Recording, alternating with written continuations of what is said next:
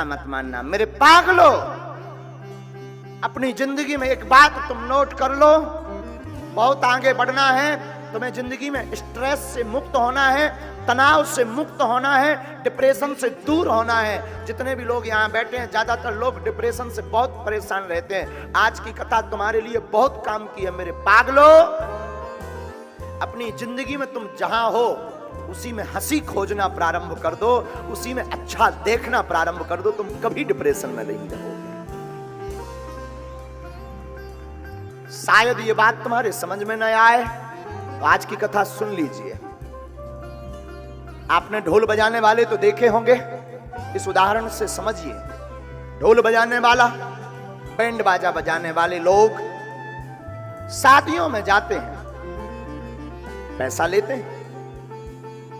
पैसा लेकर के विवाह में बैंड बाजा बजाने के लिए जाते हैं। उसमें 8-10 लोगों का ग्रुप होता है। सभी का काम होता है तो सभी बजाते, कोई ऑर्गन प्ले करता है, कोई ढोल ठोकता है, कोई उसमें मंजीरा बजाता है, कोई उसमें कुछ करता, कोई उसमें कुछ करता, लेकिन सब जाते हैं साथ में। उसमें 2 प्रकार के मानसिकता के लोग जाते हैं।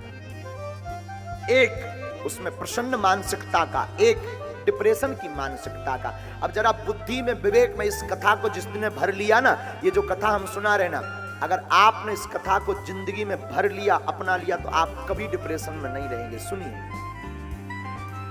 2 मानसिकता के लोग बैंड बजाने वाले जाते हैं।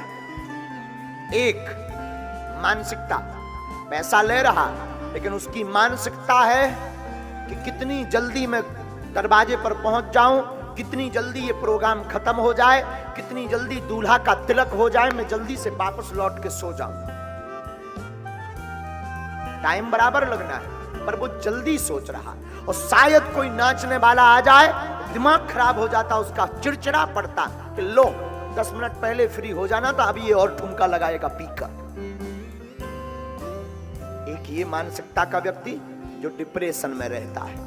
लेकिन दूसरी मानसिकता का व्यक्ति भी इसी बैंड बाजा बजाने वालों में है, जो सोचता है आज बहुत देर हो गई, कोई नचने वाला नहीं मिला, कोई नागिन बनने वाला नहीं मिला जो नागिन बने, और शायद कोई नाचने वाला आ जाए तो वो और बढ़िया झूम झूम के टूने निकालता है कि ले मैं तेरा पूरा डांस निकाल करके रहूंगा।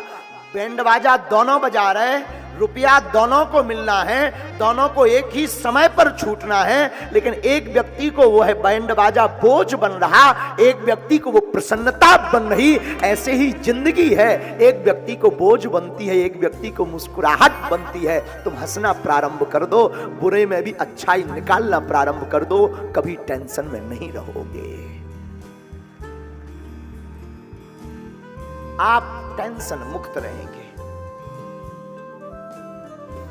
तनाव मुक्त रहेंगे।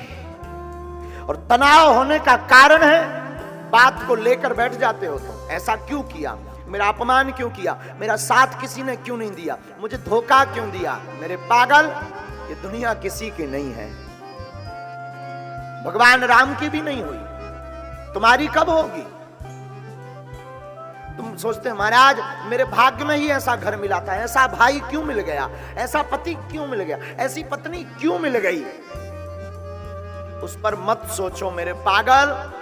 जो राम जी ने लिखा, जो तुम्हारे भाग्य में था वो मिला, बस तू मुस्कुराना शुरू कर दे। मुस्कुराहट में वो ताकत है कि जिंदगी से मैं बड़े से बड़ा संकट भी तेरे दरवाजे से लौट कर भाग जाएगा। हनुमान कथा कहने का सिर्फ यही कारण है, एक कारण। लंका में हमारे श्री हनुमान जी,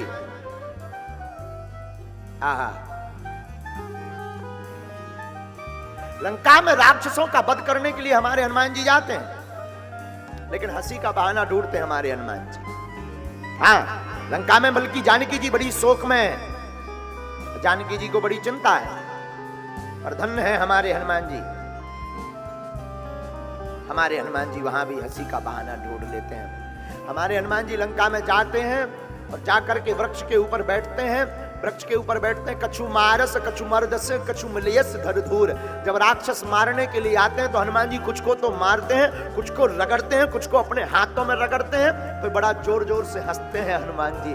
बोले भैया लंका में जरूर है पर हंसना नहीं छोड़ना है। भागवत पढ़िए तो भागवत में भगवान मुस्कुराना नहीं छोड़ते। आप भी अपनी जिंदगी में एक बात याद रख लीजिए, परिस्थिति कुछ भी हो, संकट कितना भी बड़ा हो, हंसने का बहाना ढूंढते रहिए, संकट अपने आप किनारा काट के भाग जाएगा।